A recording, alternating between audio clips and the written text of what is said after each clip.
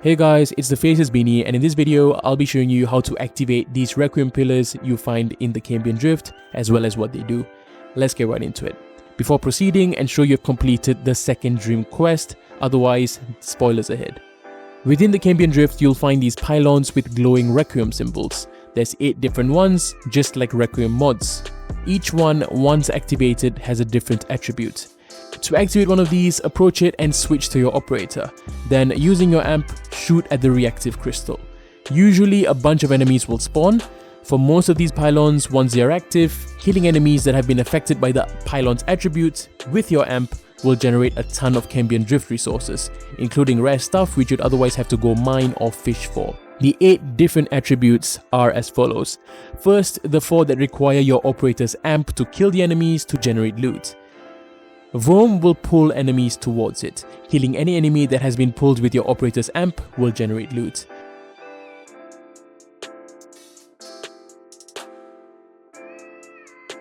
Reese stuns enemies. Killing stunned enemies with your operator's amp generates loot. Kra sends out a shockwave that slows enemies down. Killing any affected enemy with your operator's amp generates loot. Jahu sends out a shockwave that repels enemies. Killing repelled enemies with your amp generates loot.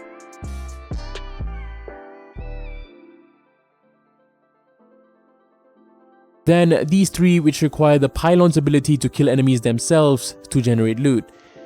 Netra will spawn 2 Deimos tendril drones that explode upon impact with enemies. Any enemies killed by these drones will generate loot. Loke attacks enemies with claw-shaped pulses. Any enemies killed by the claws will generate loot. Fast turns nearby enemies into allies, and any kills that allies get, you guessed it, generate loot. Finally, Zata is a shapeshifter in that activating Zata will randomly cause it to transform into any one of the other 7 Requiems. Now for the locations these pylons or monoliths spawn in. They spawn in a few fixed locations, but not all of them will spawn every single time. You'll have to exit and re-enter the Cambian Drift to refresh their spawns.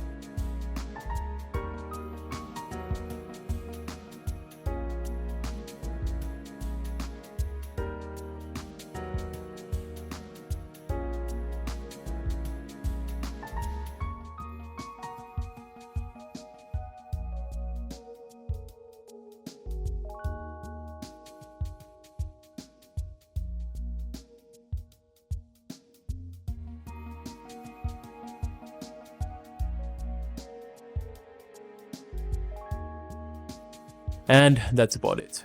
This should make resource farming in the Cambian Drift a lot easier. Hope this helped you out. This is the Faceless Beanie, signing out.